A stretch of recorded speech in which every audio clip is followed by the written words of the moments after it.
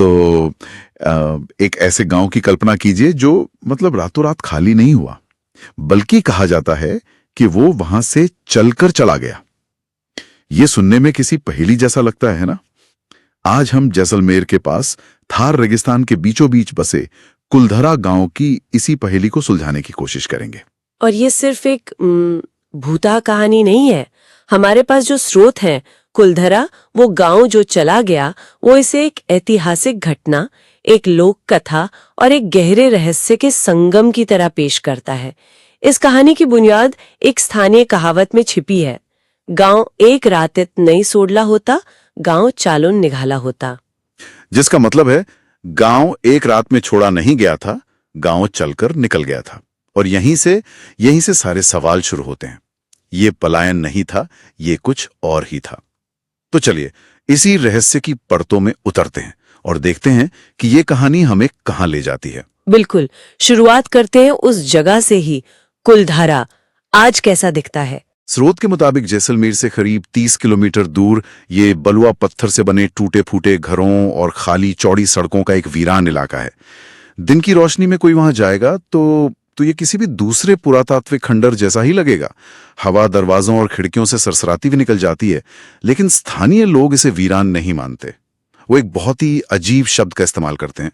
वो कहते हैं कि ये गांव ठहरा हुआ है। ये शब्द बहुत सोच समझ के चुना गया है। देखिए, वीरान या अबैंडन का मतलब है कि वहां जो था वो खत्म हो चुका है, लेकिन ठहरा हुआ या पॉज्ड का मतलब है कि ऊर्जा अभी भी वही है, बस समय की सुई उस एक पल पर आकर अटक गई है। और यही एहसास शायद वहां जाने वालों को होता है। स्रोत में जिक्र है कि सूरज ढलने के बाद वहां कोई नहीं जाता, और वजह कोई टिपिकल भूत प्रेत का डर नहीं है, बल्कि एक बेचैन करने वाला एहसास है कि वहां कुछ या कोई इंतजार कर रहा है। ये इस विचार को स्थापित करता है कि वो जगह सिर्फ ईंट पत्थर का ढांचा नहीं, बल्कि एक जीवित स्मृति है, एक ऐसी याद जो आज भी सांस ले रही है और शायद अपनी कहानी पूरी होने का इंतजार कर रही है। और इसी जीवित स्मृति का सामना करने, या यूं कहें कि उसे वैज्ञानिक नजरिए से समझने, 2017 में एक इतिहास शोधकर्ता अनिरुद्ध मेहता अपनी टीम के साथ कुलधरा पहुंचे। उनका मकसद साफ था, 1800 के दशक में इस गांव और इसके साथ साथ 80 से ज्यादा और गांवों के एक ही रात में खाली हो जाने के रहस्य को दस्तावेज में दर्ज करना। वो तर्क और सबूतों के साथ इस पहेली को सुलझाने आए थे। ये कहानी का क्लासिक सेटअप है ना? तर्क का सामना उस चीज से होने वाला है जिसे तर्क समझा नहीं सकता। अनिरुद्ध एक तरह से हम सबका प्रतिनिधित्व कर रहा है, जो ऐसी कहानियों को शक की निगाह से देखते हैं। हाँ, और उसे एक स्थानीय ऊंट चराने वाले ने चेतावनी भी दी थी, वही पुरानी कहावत दोहराते हुए कि गांव चलकर चला गया था, वहां रात में मत रुकना।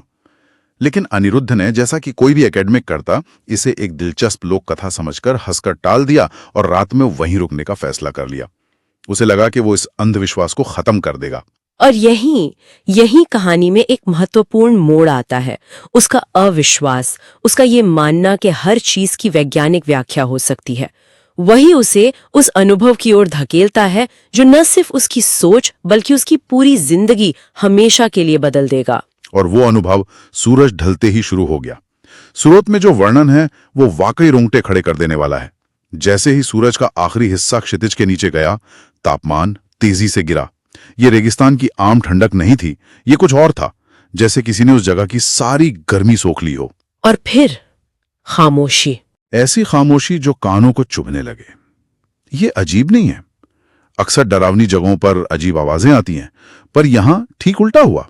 हवा अचानक रुक गई, कीड़े मकोड़ों और रात के जानवरों, उल्लू की आवाज, कुछ भी नहीं, जैसे पूरी प्रकृति ने अपनी सांस रोक ली हो। ये मनोवैज्ञानिक तौर पर ज्यादा असरदार है। जब आपके कान किसी आवाज की उम्मीद कर रहे हों और उन्हें कुछ भी न मिले, तो दिमाग खुद ही खाली जगह को डर से भरने लगता है। ये सन्नाटा असल में तूफान से पहले की शांति थी। और फिर अनिरुद्ध ने कुछ और अजीब महसूस किया।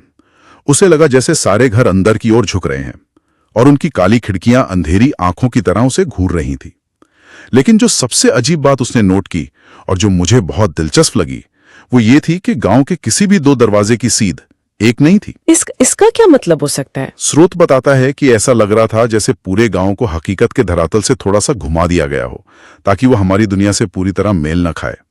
1 डिग्री का फर्क, लेकिन वो फर्क ही सब कुछ था। ये एक बहुत शक्तिशाली प्रतीक है। दरवाजे एक दुनिया से दूसरी दुनिया में जाने का रास्ता होते हैं।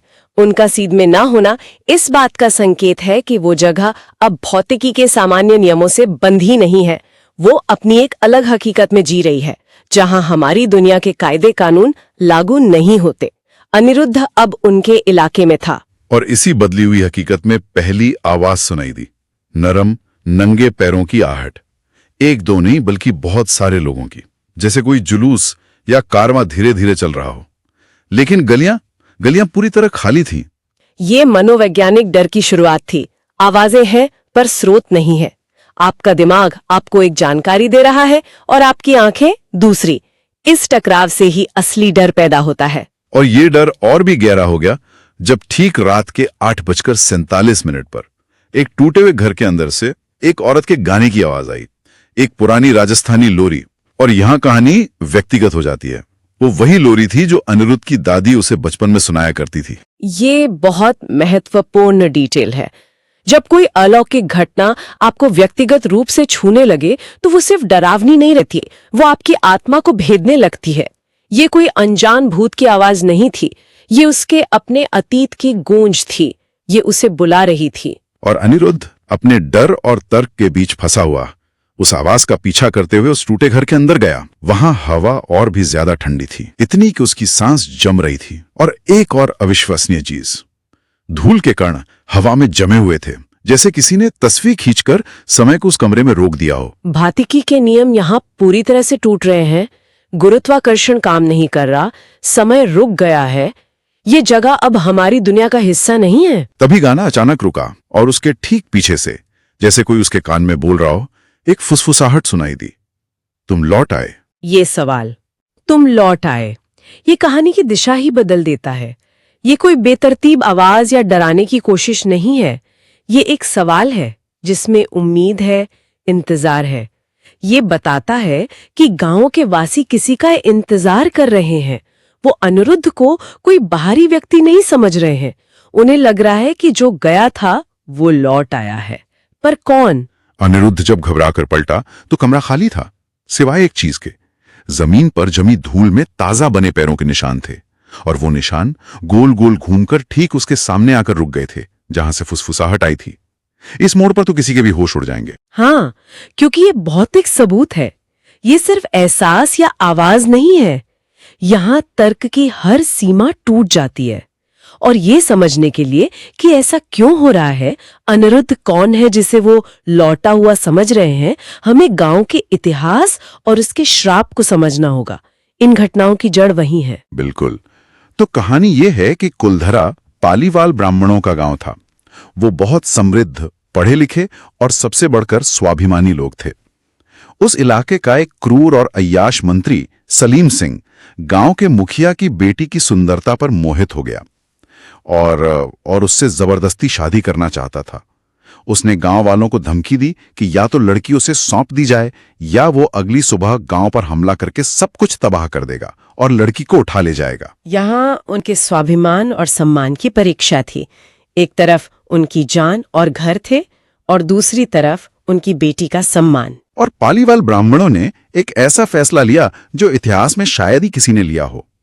उन्होंने अपनी बेटी को उस क्रूर मंत्री को सौंपने के बजाय रातों रात गायब हो जाना चुना। ये सिर्फ पलायन नहीं था। पलायन में आप अपना सामान लेकर भागते हैं, उन्होंने कुछ और किया। उन्होंने एक रात में आसपास के 84 गांवों के साथ मिलकर उस जगह को हमेशा के लिए छोड़ दिया। लेकिन जाने से पहले उन्होंने एक श्राप दिया, एक ऐसा श्राप जो आज भी उस जमीन पर गूंजता है। उन्होंने कहा, यहां कोई नहीं बस पाएगा, कोई इस जगह को अपना घर नहीं कह पाएगा, और जिसने भी कोशिश की वो कभी पूरा वापस नहीं जाएगा। ये श्राप असल में उस समुदाय के कलेक्टिव ट्रॉमा और उनकी सामूहिक इच्छा शक्ति का एक भौतिक रूप है। जब कोई समुदाय इतने बड़े पैमाने पर अन्याय और पीड़ा का सामना करता है तो उनका दर्द और संकल्प सिर्फ एक याद नहीं रह जाता, वो उस जगह की पहचान बन जाता है। कुलधरा का ठहरा हुआ होना शायद यही है, एक ऐसा सदमा जिसने समय को ही जमा दिया। और स्रोत में एक बहुत महत्वपूर्ण शब्द का इस्तेमाल हुआ है। वो फ्लेड मतलब भागे नहीं, बल्कि एरेज्ड मतलब मिटा दिए गए। जैसे उन्होंने सिर्फ जगह नहीं छोड़ी, बल्कि इतिहास से अपनी मौजूदगी का सबूत ही मिटा दिया, ताकि सलीम सिंह या कोई और कभी उनका पीछा न कर सके। मिटा दिए गए शब्द बहुत गहरा है। ये बताता है कि उन्होंने अपनी पहचान को इतिहास से हटाने का फैसला किया। लेकिन विडंबना देखिए, अपनी पहचान मिटाने की कोशिश में उन्होंने एक ऐसी कहानी बना दी जो आज तक जिंदा है और शायद हमेशा रहेगी। और उस रात अनिरुद्ध उसी कहानी का हिस्सा बन रहा था। आधी रात के करीब चीजें और ज्यादा बिगड़ने लगी। उसका कैमरा, वॉइस रिकॉर्डर, सारे इलेक्ट्रॉनिक उपकरण अचानक बंद हो गए। बैटरी फुल थी, पर जैसे किसी ने उनकी सारी ऊर्जा खींच ली हो। उसकी घड़ी रात के 12:03 पर जम गई। समय का रुक जाना, ये उस ठहरे हुए गांव का एक और प्रमाण है। अनिरुद्ध अब पूरी तरह से उनकी दुनिया में, उनके समय में कैद हो चुका था। फिर वो फुसफुसाहटें वापस आईं, लेकिन इस बार सैकड़ों की तादाद में। और वो कुछ बोल नहीं रही थी, वो नाम दोहरा रही थी, मर्दों, औरतों, बच्चों के नाम, जो शायद कभी उस गांव में रहते होंगे। और फिर उन सैकड़ों आवाजों के बीच अनिरुद्ध को अपना नाम सुनाई दिया। अनिरुद्ध, हर दिशा से एक साथ। ये वो पल है जब गांव उससे सीधे बात कर रहा है। वो अब सिर्फ एक दर्शक या शोधकर्ता नहीं है, वो उस नाटक का मुख्य पात्र बन चुका है। उन्होंने उसे पहचान लिया है। जमीन में हल्की कंपन महसूस होने लगी, जैसे रेत के नीचे कोई विशाल चीज करवट ले रही हो। वो घबराकर गलियों में भागा, बाहर निकलने का रास्ता ढूंढने लगा, लेकिन हर रास्ता उसे वापस गांव के मुख्य चौक पर ले आता था। गांव जैसे खुद में सिमट रहा था, उसे एक चक्रव्यूह में फंसा रहा था। यहां गांव एक शिकारी की तरह व्यवहार कर रहा है, या शायद एक मेजबान की तरह जो अपने मेहमान को जाने नहीं देना चाहता। ये सिर्फ डरा नहीं रहा, बल्कि अनिरुद्ध को अपने में समा लेना चाहता है, उसे अपना हिस्सा बना लेना चाहता है। उसे सदियों से सूखे पड़े कुओं से पानी की छपाछप की आवाजें आने लगी। और फिर उसने मंदिर के खंडरों के पास एक बच्चे का धुंधला सा साया देखा। स्रोत के अनुसार उस बच्चे का चेहरा खिंचा हुआ, धुंधला और अधूरा था। अधूरा, ये शब्द बहुत मायने रखता है। क्या इसका मतलब है कि वो यादें भी समय के साथ धुंधली पड़ रही हैं? या फिर ये कि उस जगह की ऊर्जा किसी को पूरी तरह से बनाने में भी सक्षम नहीं है, वो सिर्फ अधूरी छवियां ही बना सकती है, एक अधूरी मौजूदगी। और उस अधूरे बच्चे ने बहुत धीरे से पूछा, एक ऐसी आवाज में जो बहुत पुरानी लग रही थी, तुम हमारे साथ रहोगे? ये सवाल एक धमकी नहीं है, ये एक निमंत्रण है। और यही इसे ज्यादा भयानक बनाता है। ये उस चेतावनी से जुड़ता है जो स्थानीय लोग देते हैं कि कुलधरा आपको फंसाता नहीं, आपको आमंत्रित करता है। वो आपको अपनी दुनिया में हमेशा के लिए शामिल होने का विकल्प देता है। अनिरुद्ध को ऊंट वाले की चेतावनी याद आ गई। वो कभी पूरा वापस नहीं जाएगा। उसे समझ आ गया कि पूरा वापस ना जाने का मतलब क्या है। उसने अपना सारा महंगा सामान, अपना कैमरा, अपने नोट्स, अपनी रिसर्च, सब कुछ वहीं छोड़ा और बिना पीछे देखे रेगिस्तान की ओर भागा। एक तर्क पर चलने वाला इंसान अपनी जान बचाने के लिए तर्क को पीछे छोड़कर भाग रहा है। ये उस अनुभव की तीव्रता को दिखाता है। और जैसे ही वो भागा, स्रोत कहता है कि उसके पीछे गांव ने एक गहरी सांस छोड़ी, एक ऐसी आवाज जैसे किसी को बहुत गहरी निराशा हुई हो। और वो लोरी जो बंद हो चुकी थी, फिर से धीमी आवाज में शुरू हो गई, जैसे गांव कह रहा हो, कोई बात नहीं, तुम भी नहीं, हम इंतजार करेंगे। अगली सुबह गांव वालों को अनिरुद्ध हाईवे के पास मिला। जिंदा था, लेकिन खामोश। वो उस रात के बाद फिर कभी कुछ बोल नहीं पाया। डॉक्टरों ने कहा कि ये शॉक की वजह से हुआ है, पर वो कभी ठीक नहीं हुआ। जब उन्होंने उससे लिखने को कहा कि उसने क्या देखा, तो वो बस एक ही वाक्य अपनी डायरी में बार बार लिखता रहा, They are still leaving। वो अभी भी जा रहे हैं। यही इस कहानी का सबसे खौफनाक और गहरा हिस्सा है। They are still leaving। इसका क्या मतलब निकाला जाए? इसका मतलब है कि अनिरुद्ध ने कोई बीती हुई घटना, कोई भूत या कोई याद नहीं देखी। उसने एक ऐसी घटना देखी जो लूप पर चल रही है। वो पलायन, वो गांव छोड़कर जाने का दर्दनाक पल कभी खत्म हुआ ही नहीं। वो लोग आज भी हर रात उस गांव को छोड़कर जा रहे हैं, उसी पीड़ा और संकल्प के साथ। अनिरुद्ध ने एक घटना का पुनरावर्तन देखा जो शायद हमेशा चलता रहेगा। उसका मौन, वो शायद इस बात का सबूत है कि कुछ अनुभव इतने गहरे और भयानक होते हैं कि उन्हें भाषा में कैद नहीं किया जा सकता। बिल्कुल, शब्द उस अनुभव को छोटा कर देते। उसका मौन ही उसकी सबसे बड़ी गवाही है। आज भी जो लोग कुलधरा जाते हैं वो कहते हैं कि अगर आप रात में वहां रुकें और ध्यान से सुने तो आपको गांव से दूर जाते हुए सैकड़ों कदमों की आहट सुनाई देगी।